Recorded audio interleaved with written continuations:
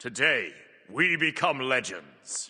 Smite has had a long and storied history so far, and one of the biggest elements that makes the game fun are the gods' designs themselves. So I took it upon myself to ask the community and find an answer to one simple question: what are the best and worst designed Smite gods in terms of gameplay? As usual, I sent out a survey to my YouTube and Twitch audience, as well as Smite Reddit and Twitter, and gathered hundreds of responses, so big thanks to those who took time out of their day to participate in this. I've averaged out each god's score, and this video will present that data. But before we jump in, I'll just quickly mention the general criteria I put forward for what makes a good god design. Not everyone who took the survey will have followed this, and that's fine, but I generally put forward that an ideal god design must be fun to play against and have adequate counterplay, not be prone to major balance problems, feel unique and distinct or push boundaries of design in some way, and be easy to get into but hard to master, aka have a good learning curve. Not every god will meet all of these criteria, of course, and missing one or two doesn't necessarily mean they are a bad design, but these are just general guidelines I put forward in the survey, as I think a good god design is more than just being fun to play. But without further ado, let's jump into the data. So first up, we'll go over the absolute best and absolute worst designed god for every class, then a top and bottom 10 overall, and finally I'll show the full list at the end. Also, a quick note that Smite 2 exclusive gods like Mordred and Aladdin weren't in this survey because I'm a goose and forgot to update my survey template to include them, so sorry about that. But let's jump in with the best designed mage. The overall highest scoring mage on this survey turned out to be Merlin with a 4.20 out of 5 score. Cue up the Fire Stance 420 references. Merlin is a totally reasonable pick to be here in my opinion. He satisfies every one of my criteria that I put forward. He's fun to play, has adequate counterplay, he doesn't have a history of being particularly unbalanced, he feels very distinct and pushes design boundaries,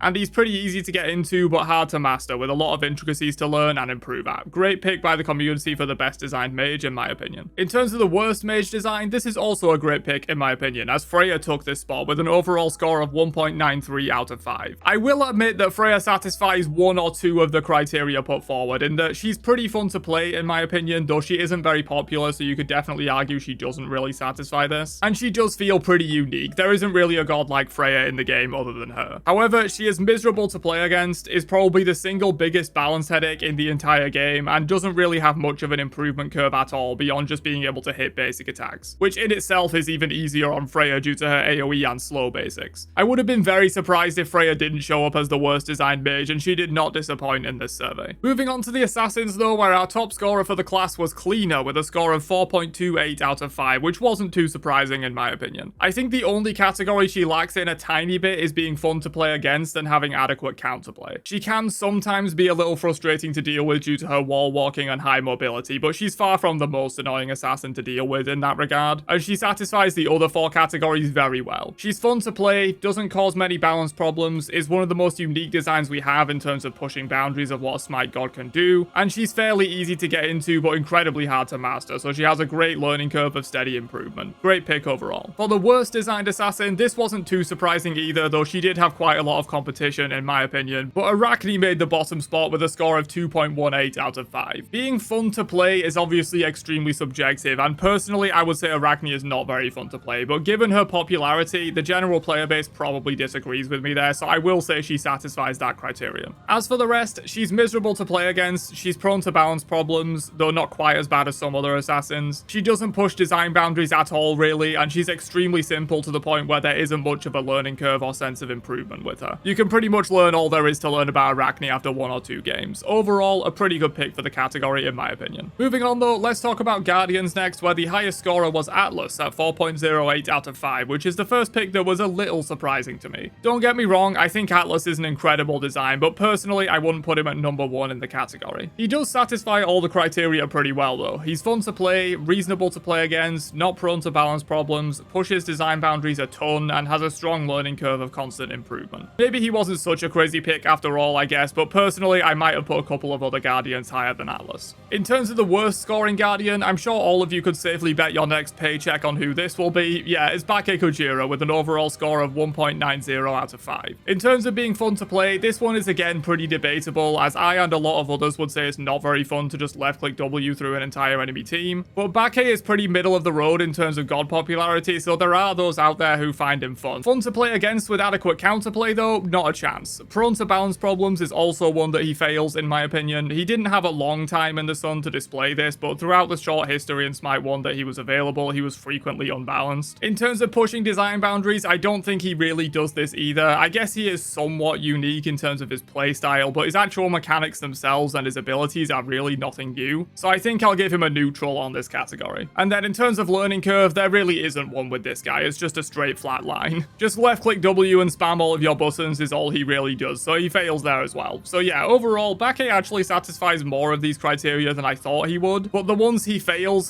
spectacularly, which is why people still rated him pretty low here. But moving on to our next class, the Hunters. First up, we have Heimdall as the best designed Hunter with a score of 4.05 out of 5. This one I wholeheartedly agree with, I think. He's fun to play, not too bad to play against, with the only annoyance really being his 3 that drags him down a little bit, but it does have counterplay as the cooldown is very long if he uses it for a long escape out of a fight. He's not really prone to balance problems at all, outside of his release where he was completely broken, but for this criterion I am generally considering their whole history, as most gods release OP, and it's more important to ask whether they consistently cause balance problems for the game, rather than just releasing OP, so he passes this category as well. He definitely pushes design boundaries for Hunters in my opinion with his unique basic attacks and 3, and he has a strong learning curve as well, with stuff like maximizing horn cancels, using his vision elements, and properly managing his 3's cooldown and placement to stay safe. Great pick overall as the best designed Hunter in my opinion, though I could have definitely seen a few others take this spot as well. In terms of the worst designed Hunter, we have Martikaras, which is a totally reasonable placement in my opinion, even though I personally might have put someone else here in all fairness. In terms of being fun to play, I think he actually fails this category, both in my opinion and in the eyes of the community, as he is a bottom 10 pick rate god in the game right now for Smite 1, despite being a god that's not in Smite 2 yet, which you would think would boost his popularity a little bit as people go back to play him again. But no, once he was nerfed from his broken release, people stopped playing him entirely, which leads me to think most people don't find him very fun to play. He's not fun to play against either, he's not great for balance, he's given the copious nerfs he required after release, and he gives off the same vibe as Freya, where he had to be completely gutted in order to not break the game, and if they ever buffed him again, he would probably go right back to breaking things, so I think he fails the balance criterion. In terms of being distinct and pushing boundaries, he doesn't really do this either, in my opinion. The one saving grace here is his grass, which is fairly unique, but the rest of his kit is just extremely recycled. A free lifesteal passive has been done before, his 2-1 combo is just a copy-paste from Chernobog, and his ult is just a copy-paste from Freya, so he fails this category as well. And then in terms of skill progression, he doesn't really have that either. The only thing you can progress with is grass usage really, but even then it's not much, and the rest of his kit can be learned within half a match, so yeah, overall good pick for the Hunter category in my opinion. But let's move on to our final class, the Warriors, where our best designed warrior turned out to be Cuchulainn, which I highly agree with. He's very fun to play and his popularity generally backs that up, as he's well within the top half of popularity in Smite 1 currently. He's pretty fair to play against as well, I think, due to his rage mode giving an obvious indicator of when to fight him and when not to. He'll destroy you if you don't pay attention to his transforms, but if you can play around that, his base kit is pretty weak compared to most warriors with no CC to speak of, so there's definitely adequate counterplay there in my opinion. I also wouldn't say Cuchulainn causes balance problems much at all, he's usually just viable but not broken by any means. He pushes design boundaries very well in my opinion, with his rage mode having no real analog in the game and being a very cool and unique take on stance switching, and I would say he's also pretty easy to get into but hard to master in terms of managing when your transforms happen through your 2 and playing around his weak base kit with no access to CC. Overall, a great pick for the class in my opinion. And finally, before we move on to the top and bottom 10 overall, the worst designed warrior in the game was chosen to be Vamana, which again I wholeheartedly agree with. Fun to play is the only criterion that he might pass, but even then I would argue he fails that due to his base kit being so boring, and his bottom 10 popularity placement would back that up. This guy is only played when he's broken, which leads me to believe he's not considered super fun by most of the player base. He's miserable to play against, of course, with his ultimate being one of the least counterable abilities in the entire game with all the stuff they've added to it over the years. Counters that it used to have, like anti-heal and player-made walls, no longer work against it, and he has full CC immunity, so there's basically no counterplay to this ability, other than just waiting for it to expire, which is terrible design in my opinion. He also causes frequent balance problems, with him being a classic example of the broken or useless kind of god design that is never just balanced and playable. Vamana is always either broken or unplayable. He doesn't really push design boundaries either, with his base kit being incredibly boring and simple, and his ultimate, while somewhat unique I guess, is mainly just a pile of stats and not overall that interesting. In terms of skill progression, it's non-existent on this guy pretty much. You just press your ult and left click W through a whole team. You can learn everything there is to know about the mana after one match with him. An obvious but still good pick for the worst designed warrior.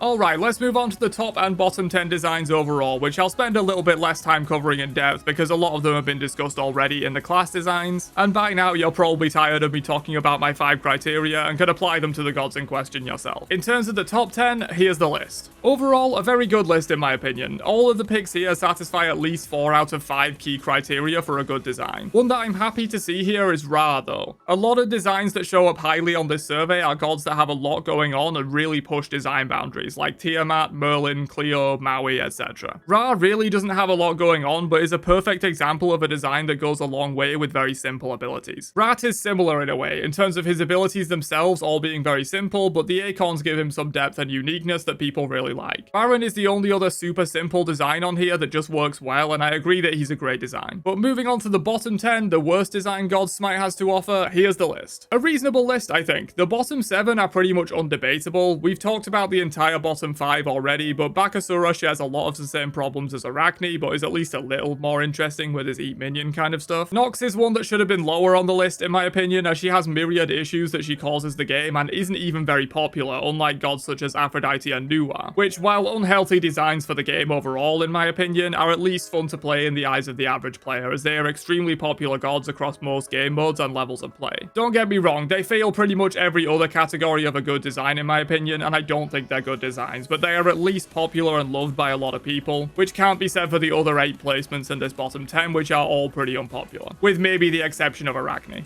As for Charybdis, she is just a bit of a mess and very incoherent in my opinion. It feels like her abilities were all taken from different gods and just slapped together. There's no sense of synergy with her abilities, they don't work well together, not to mention her 3 being complete BS with 0 counterplay, and her ultimate being broken in the literal sense of it doesn't work as intended half the time. So yeah, overall a pretty good list with the exception of, and I can't believe I'm saying this, Afro and Nuwa. They are simply too popular to call bottom 10 designs I think, despite everything else about them being toxic for the game as a whole. The other 8 on the list are great picks though, as they have the same or similar issues but aren't even popular either, which makes them a lot worse. That's all for the presentation portion of this video though. For those interested in exactly where they're main placed or just wanting to have a look at the full dataset, here's a tier list of all the gods' scores. They are ordered within each tier as well, so the first god in a tier is very close to moving up and the last god in a tier is very close to moving down. Leave your thoughts on all this down below, and one final thanks to everyone who took part. You make these videos possible and I appreciate your time. Peace.